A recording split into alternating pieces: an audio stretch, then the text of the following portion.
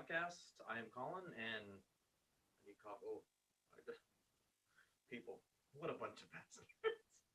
I just realized what coffee cup I was using there. Anyway, so today, I want to. I used to do this stuff kind of. I don't know, maybe back in like season 3, season 4 of Apex.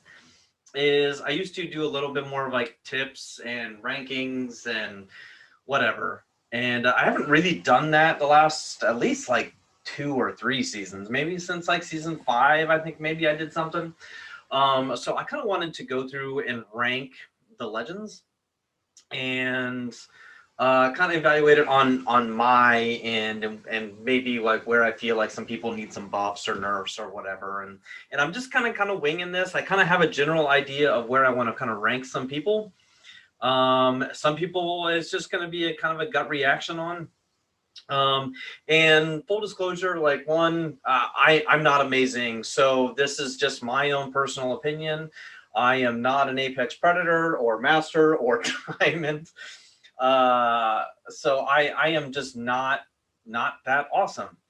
And so again, it's just my own personal opinion and what works for me and the type of teammates that I like to see or the legends that I want on my team, so to speak.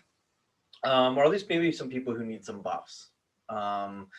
Everybody's got like the obvious, like Rampart, right? Like she's not amazing, but and everybody kind of knows that. So hopefully I'm not hurting anybody's feelings. But you know what? I don't really care.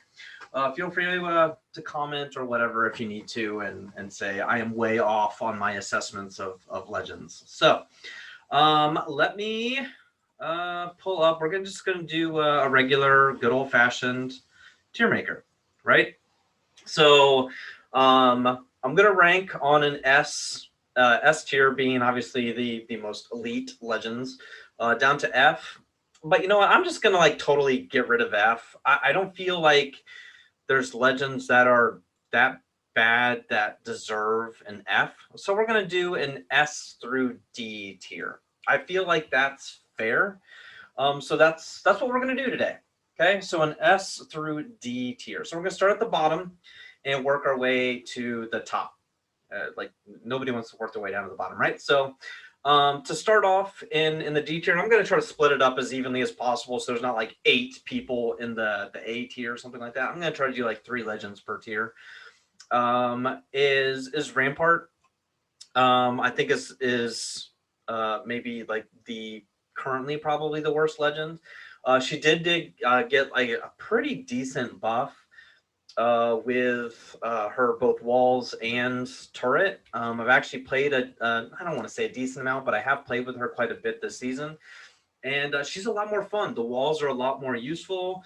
I haven't been able to really get as much use out of the turret with it being able to go a full 180 degrees, which is a great buff. I would just say let the thing go a full 360. I don't feel like that's going to be a giant buff where she's way too OP. I feel like the walls are probably in a good spot. I feel like maybe the passive, where it only really affects 3 guns, I think needs a tweak. Maybe just she has slightly faster reload times on all guns.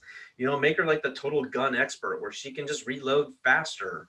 And maybe you keep that buff with the LMG where she gets more ammo. I don't feel like adding extra ammo to all guns is that's probably way too much. But maybe just make her like reload faster all guns. You know, that's pretty useful in a gunfight. So I would say that's kind of where Rampart is. Next, I would put Loba. And I'm gonna put Rampart down there. There's nothing wrong with Loba. She's actually a very useful legend. I kind of like having a Loba because it's infinite ammo for the most part, having her. The only problem I have with Lobas is either A, they're always looting, right? They're always a little bit behind, and they're always just trying to find better attachments, and it kind of drives me nuts. You don't need all attachments to be able to kill somebody, so that kind of is frustrating. So either a lot of Lobas, they're either too slow at looting because it's like, oh, I can always drop my thing, or they just aren't dropping it enough. Um, I mean, I played with the Loba the other day. I don't think we won. I think we came like second or third. I don't think she ever dropped her market. So what's the point of playing Loba? Well, I guess there's another point of playing Loba, but what's the real point of playing Loba if you're never going to use the black market? So just saying, please use it, but please loot faster. That's always frustrating. Next is Loba's best friend, Revenant. I think Revenant, he's really hard to fight. I really hate going up against Revenant. I think the only reason why he's not better is one, the passive. Now the silent walking is really annoying, but the climbing isn't as useful as what I think it could be. I would think just making him be able to climb faster higher might be pretty useful. But his ultimate also takes coordination, and most people, and I should have disclosed also, like, this is a combination between pubs and ranked, so basically kind of how useful they are in all things. Where Revenant probably more useful in ranked matches because you're going to be communicating a little bit better, for sure. So in pubs matches, I feel like Revenant isn't that useful because most people don't talk to randoms. So, you know, you can kind of take that as a word. You know, like a lot of times people will put down their totem a little late, and the randoms won't use it, and it's kind of a moot point to kind of use it, right? So that's kind of my thoughts on Revenant. His tactical is amazing, and is you know, it's hard to go 20 seconds without using your abilities, especially if you're somebody with like escapability. Like if you're a Wraith or you're an Octane or something like that, and you can't use your abilities, that's a bit scary. Moving on, that is it for the D tier. So we'll move up to the C tier, and I'm going to be maybe a little controversial and put Fuse there. I feel like Fuse is kind of middle of the pack, so maybe he's closer to, maybe he's like a C plus person, right? And actually, I think everybody kind of in this next category is like a C plus. They're not down here close to the D. They're more higher. They're on the edge of that B. So everybody in this tier is really high up there. Fuse, I think, is actually fine. I don't feel like he the only thing where he could use a slight buff is his ultimate isn't as good as what everybody thought it was going to be. You can stay in there, but it lasts a long time. I want to say it's like 15 or 17 seconds or something like that where it burns. So if you trap somebody, you trap them good, but they definitely need to be in the open area, or you can trap them in the building. I think it's best to use with some coordination. My only problem a lot with fuses, sorry, my phone's beeping over here. My only problem with fuses is I feel like they don't take advantage of high ground. Like, you know, hey, Fuse dropped with this repeater, keep a repeater or something. Keep a G7, keep a Hemlock. I feel like Fuse is better at like long range because he can shoot all that stuff really freaking far. So keep Fuse away. Fuse is much better farther back, you know, with his tactical, which is pretty fun. His passive ability with the grenades is amazing. So keep high ground if you can with Fuse and coordinate. He's useful, probably much more useful with teams that can coordinate together. Next, which kind of hurts me a little bit, is Mirage. So Mirage is arguably one of the funnest legends to play. He's very charismatic. He's very quotable. He's fun. He's great with the lore. There's so many little aspects about Mirage that's so fun to use and play. It's just overall, like, the team aspect with Mirage is, and now it's definitely better with his buffs over the last like 2 seasons, where he can, you know, the invisible res. Like, I love that ability so much.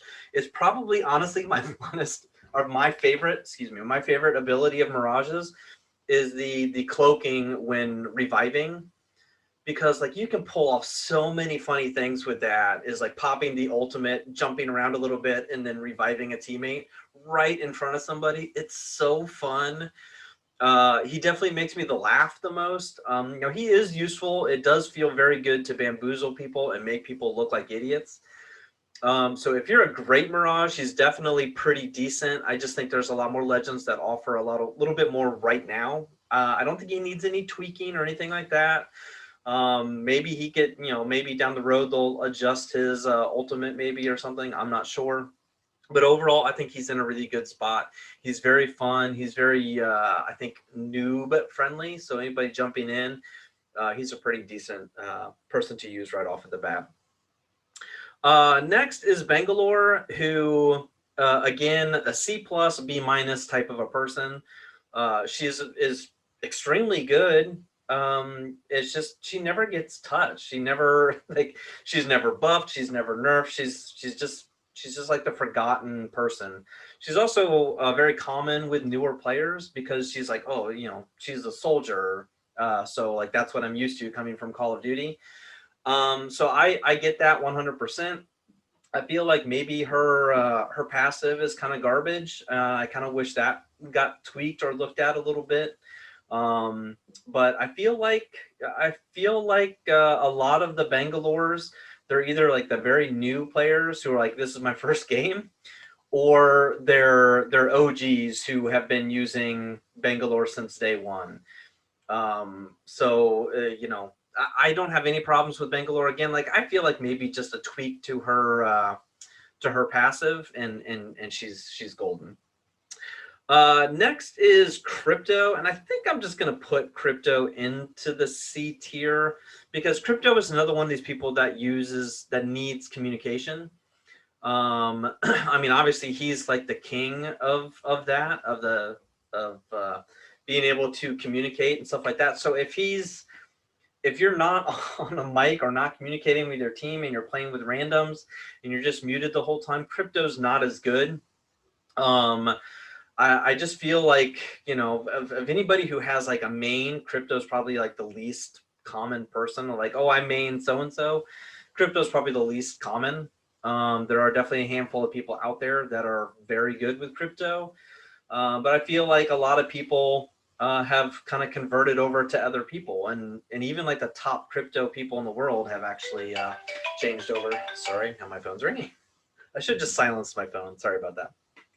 So again, I don't think Crypto needs any buff. He's actually very strong. It's just there's a big learning curve to Crypto. He's not an easy person or an easy legend to play.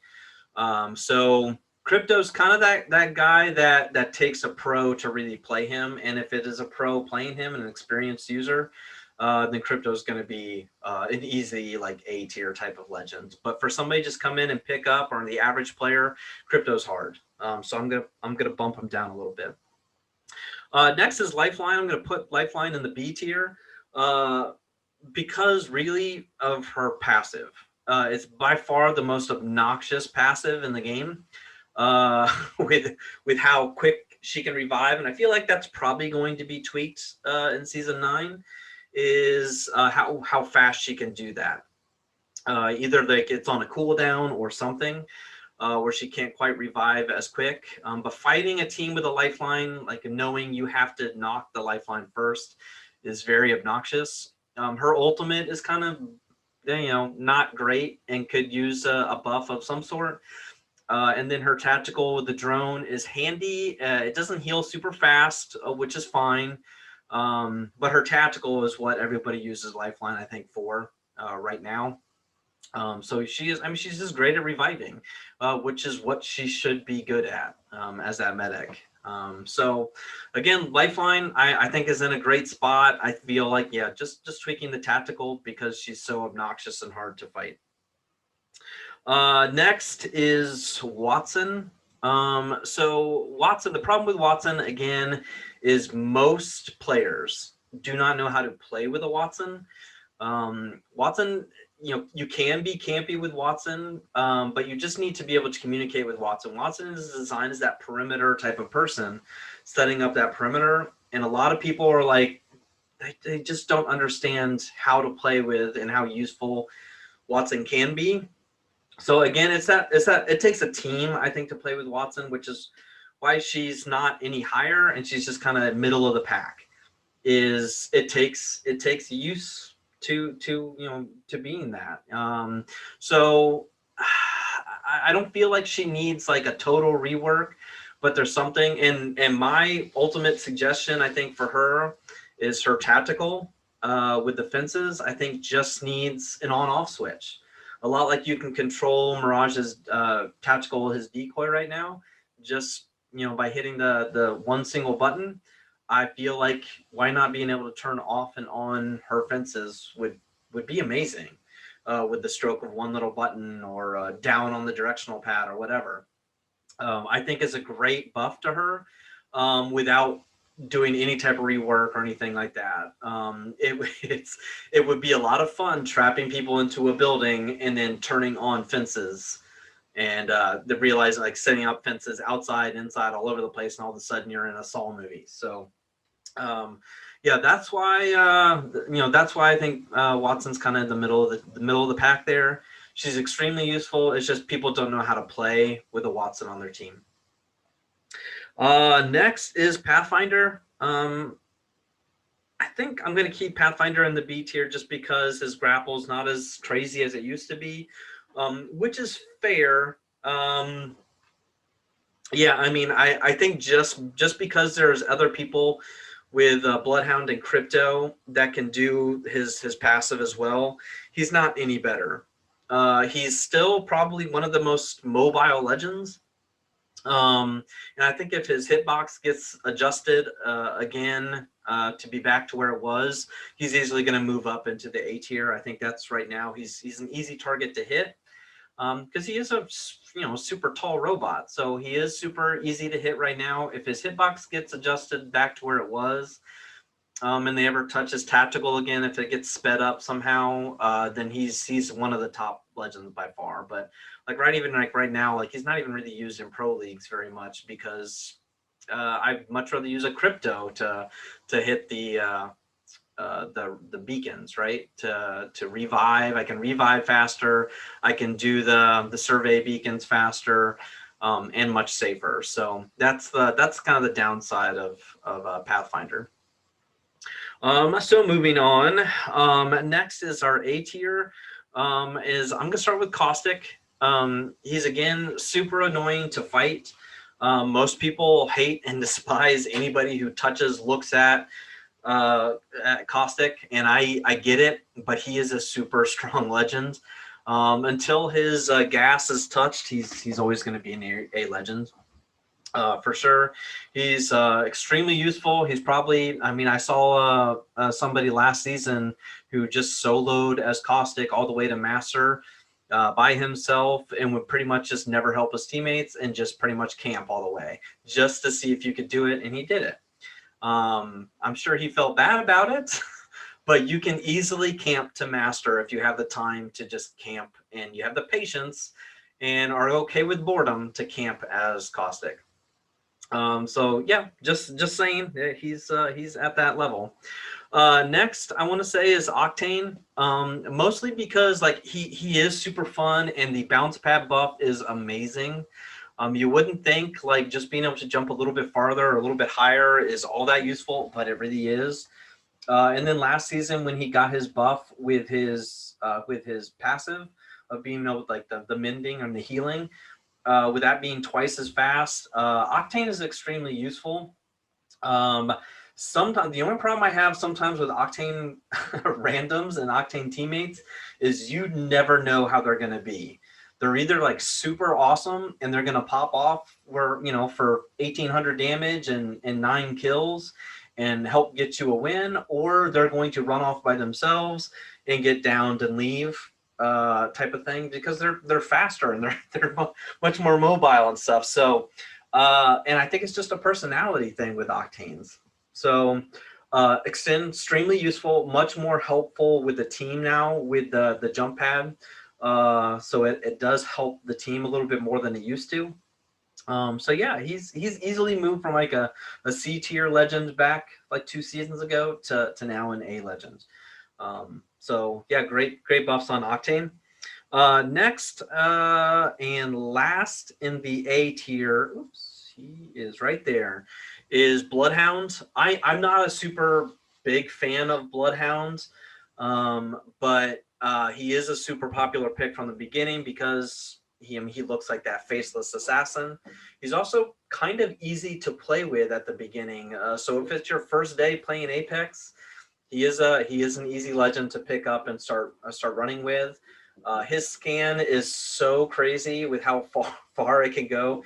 You can scan an entire city with that thing and know where every flipping legend is when he hits that. So again, his ultimate amazing, or his tactical is amazing. The tracking is a little hard. That's kind of where it takes a little bit better of a person to really be able to kind of track and see where people go. But knowing like how far or how long ago somebody was in the area is really useful. Again, so it's helpful if the person is communicating with the team. And again, like I said, it's easy for new people to pick up. But Bloodhound is definitely one of those top people. And moving on to our S tier legends, I'm going to put Gibraltar here. He is extremely useful. And what's so funny is I was just talking about this the other day, is how back in like all the way up to like season 3, maybe season 2, Gibraltar was by far the worst legend, right? Like everybody was so much better. He was just total garbage. And then he easily, at one point, probably like season 5, was probably the best legend and the hardest. So like the buffs that just kept happening to him were just amazing. I'm not a big fan. I'm not. I do hate fighting Gibraltars. They're not easy to fight one-on-one.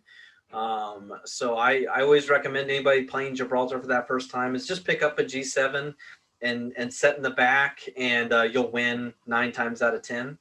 If you can do that, you're not going to be mobile. So if you get put in a bad spot, you better be using that dome.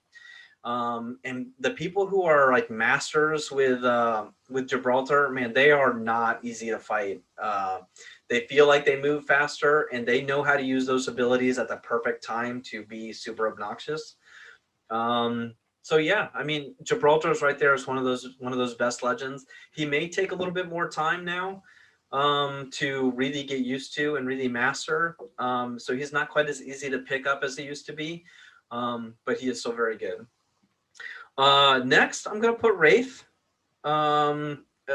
Really just because she still does have that invincibility mode, but it does take a little bit more use now. So you do have to time it right. But my problem, and even when I play Wraith, I do the same thing, is if I get shot once and I have 1 HP of damage done to me, I'm pretty much phasing. So a lot of people do that. The pros won't necessarily. But her ultimate ability, being able to transport people safely, is a very useful ability. Much more useful in ranked and pro league. So she's much more useful in there. She is a very easy legend to use in pubs matches as well because of that ability. You know when somebody's aiming at you with her passive ability, the voices in her head or whatever. So she's an easy legend to kind of pick up. But I feel like there's always a lot of pressure. So I'm not a big fan of playing Wraith myself, because I feel like if you play Wraith, you got to be like that leader of the team.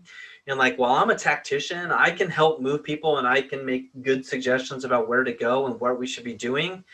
I feel like if I play Wraith, like that's like added pressure that you have to be the one to clutch up and win the game, basically.